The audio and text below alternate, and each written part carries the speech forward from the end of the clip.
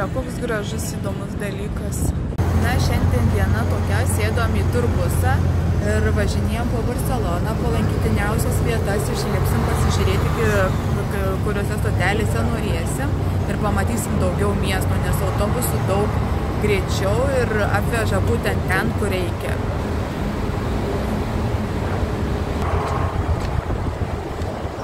Čia yra pagrindinė Barcelonos aikštė. Va kaip ausinytės autobusų. Va, Gaudžio architektūrinis namas įtrauktas į UNESCO paveldų sąrašą. Tų laikų žmonėms tas pastatas labai nepatiko, nes jis atrodė kaip akmenų krūva ir nieks nevertino jo, o dabar jis įtrauktas į UNESCO paveldų sąrašą ir tikrai yra lankytiniausia vieta.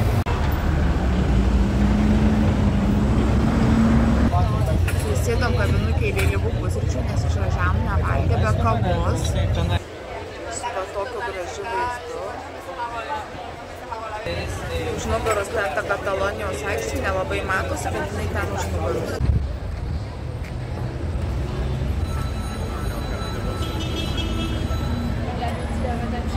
Jau atvaro jinai su savo saldumynais. Va, kaip skaniai prisipirko.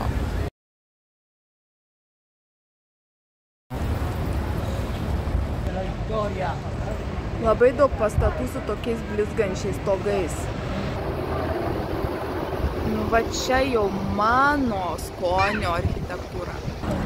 Čia ką filmuoju, tai mes esam prabangiausioj Barcelonos gatvėje. Tokia kaip Eliziejaus laukai, panašiai su parduotuvėm ir kavinėm. Dar vienas Gaudžio architektūros šedevras. Šiaip nuotraukos jis buvo visas gėlėtas, bet kažkaip dabar gėlių nėra. Įdėsiu nuotrauką pasižiūrėti, kaip atrodo. O Dieve, kaip širdis džiaugiasi, matant tokius raituziukus. Moderni architektūra. Na ir kitas Gaudžio architektūros namas. Matėm iš autobusų, dabar eisim iš arčiau pažiūrėti.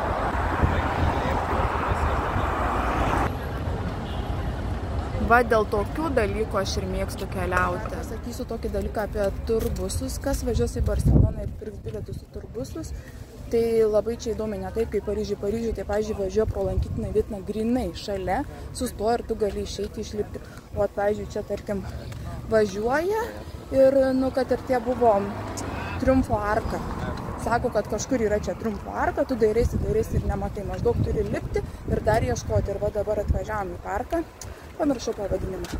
Atvažiavom į parką Parc Güell ir dar reikėjo papildomai pavažiuoti porą stotelių kito miesto autobusų, kad eiti iki to parko. Aiškina, kad čia Parc Güell, bet pro jį nepravažiuoja. Kažkaip maršrutas sudarytas nulembiškai, aš sakyčiau. Daug yra patogiau, jeigu tu turbusą pasiimi ir tave grinai atveža prie tos vietos, išlip ir ta vieta. Ne, kažkur čia yra Parc Güell, o tu dar važiuok trenktis autobusu. Mes lempiniai, nedarykit mūsų klaidų, pirkit bilietus dar būdami namuose, ten kur norit nueiti. Nes visur soldautas. Net į parką soldautas. Ką parke žmonės netelpa, nežinau. Dabar dar žiūrim internetu, bet taip didelis nusivylimas. Lipam laiptukais, va iš po autobuso šukuosena iškedenta vėjo. Nieko, gražu. Čia žiūrėkit, atsimenat, rodžiau, kad ant kalnų pilis. Tai ten yra monastir, tai čia turbūt vienuolynas skaitosi. O tai va atrodo. Gražiai savo vaikštum po parką, pavėsį truputėlį atvėsim, nes iš tikrųjų labai karšta. Ir tas pavėsis labai į temą dabar. Va, kaip gražu. Žalumos daug. Čia aš. Čia žydrius toks rūstus. O čia gražus angeliukai. Viskas žiauriai faina, viskas žiauriai gražu, viskas žiauriai šilta. Tik nepamirškit kebra kepurių. Kaitina į galvą, tai kaip reikalas. Aš sakau, čia toks įdomus tas turas. Įsivaizduokit, važiavom irgi tokį monastyrų pažiūrėti gražų ir pravažiavom. ir nematėm niekur, niekaip, nu karočią kažkaip veža labai įdomiai. Važiavom ir pravažiavom ir nematėm, kur išlipti. Mane iš tikrųjų labai žavi, kai vat šiuolaikinė architektūra suderinta su senovinė. Va, ir mūsų autobusiukas. Barselona labai didelis miestas. Net autobusais tas tripas užima visą dieną. Ir jeigu nori aplankyti kiekvieną tašką, tai ir dienos maža. Čia tai, oh my god, yra nacionalinis meno muziejus Katalonijos. Šiame muziejuje yra sukaupta visa, labai didelė dalis Barselonos ir Katalonijos meno kūrinių.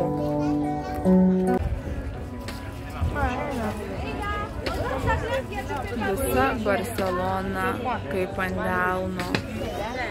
Tik aš nesuprantu, kodėl neveikia nei vienas fontanas Barselonoje. Gal dėl karščio, kai buvom, kai buvom ir toj Katalonijos aikštė, irgi ten turėtų būti labai gražus fontanai, labai gražiai naktį šviečiantis, grojantis, bet jie neveikia. O čia pat net nemačiau, žiūrėkit, ir čia kažkokie fontanai. Nu žiūrėk, o čia man labai gražu.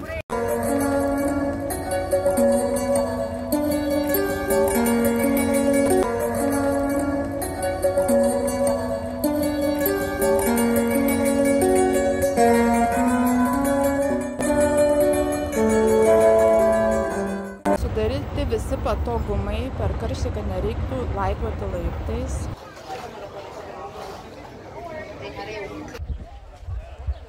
Įspūdinga. Įspūdinga. Noris filmuoti dar ir dar ir dar. Ir čia turėtų būti įspūdingi fontanai, bet jų nėra. Ten jūrų muziejus, kur vakar buvom. Čia labai gražus pastatas, nepasakysiu koks. Bet ten mūsų namai. Čia vat kaip tos mašinos suka, taip maždaug turėtų būti Ramblos gatvė. Čia vat kiaušinis Barselonos.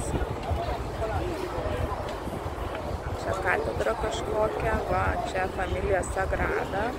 Ir čia palei tą kalną visą sukom tais autobusais ratą. Kad ir išblukė, bet taip atsistosiu biškelį, kad matytųsi aplink. Iš tikrųjų, tai taip sukaitau visą. Ramba, kažkai negavau karščio smūgio. Nu taip karštai, saulė visą dieną į galvą svilino. Taip daug vandens gerti, nes nežinau, kaip paskui, jeigu ką rytoj namo. Jom į tokį barą, kur alkoholis kaip akcijos. Kuo daugiau perki, tuo labiau kyla kaina. Jeigu niekas neperka to alkoholio, tai jo kaina gali kristi. Ir negali kristi, jinai tiesiog krenta. Čia su alkoholiu kaip su akcijom. Ir būna, kad alkoholio šotus arba šotus galima nusipirkti net ir centais. Jeigu jo tuo metu niekas neperka, tai tu jį perki už centus. Jeigu kažkas pradeda pirkti, gali pakilti ir iki normalios kainos.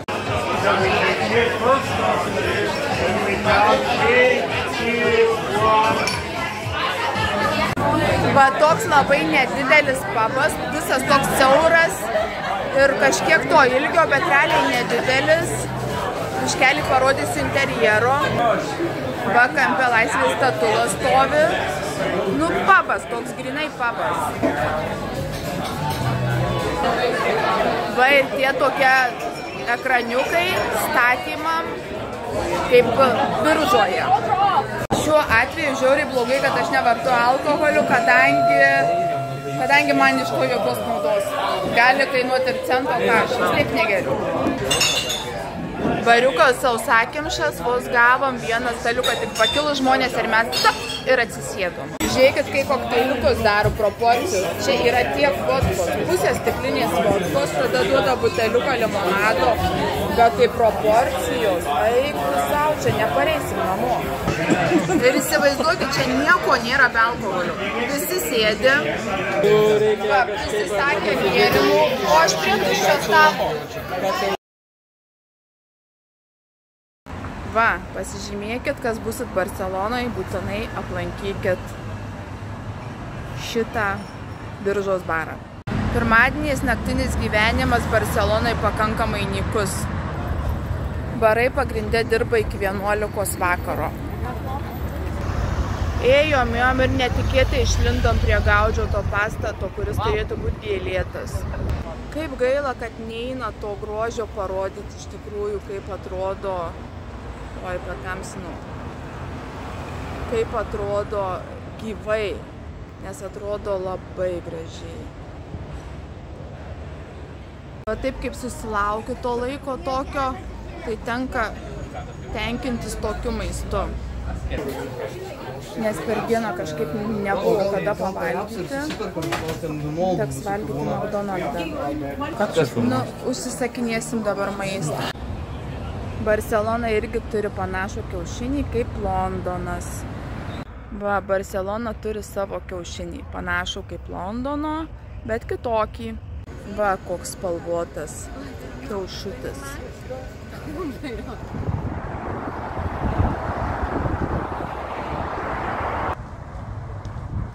Va, mūsų viešbučių rajonas. Šiandien aš iš tikrųjų vos paėmiau, taip norėčiau, kad kas su karučiu vežtų, nes, žinot, kojos tai nevaldiškas. Va, ir paplūdimys prie mūsų viešbučio. Ten, matot, yra taburė tokia kaip Australijoje. Aš nusprendžiau, taip apgalvoju, kad mes jau blemba išpizdėję esam. Atėjom, o čia nei gultų, nei skėčių, nieko nėra, ant kilimukų tų dėkučių guli. Ir, neatsinešėm nei kažką pasitiesti, nei kažką prisidengti. Nes blemba jau įpratimas yra taip, kad ateini guliusi ant gultų puskėčių ir džiaugiasi gyvenimu. O čia nėra kaip džiaugtis. Nėra džiaugsmo čia. Pasirodo, aš atsilikusi, IQ mažas mano, ne Australijoje taburė yra. Dubajui. Va, nebus nei Australijų, nei Dubajų, štai svaičioju beleką. Mano vaikai jau įbridę į jūrą. Maudosi. Nežinau, ar aš brišiu, surus labai vanduo, bet gal reikėtų įbristi ir man. Pas mus faina tuo yra, kad mūsų viešbutis leidžia čekautą daryti 3 valandą. Ne taip kaip įprastai visur 12, mes galim iki 3, tai daro štai čilinam aplink viešbutį paplūdimyje, o paskui su lagaminais ir pirmyn.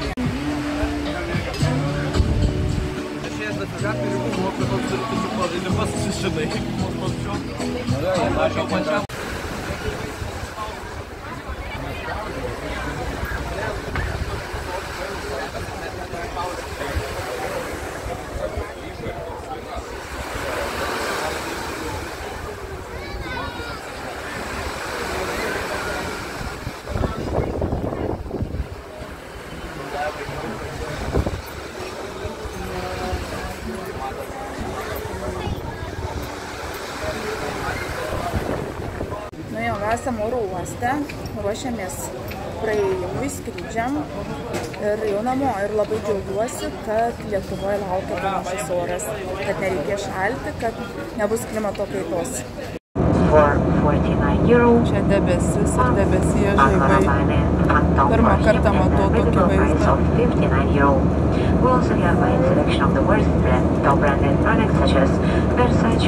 Kaip įdomiai. And many others if you want to surprise a loved one.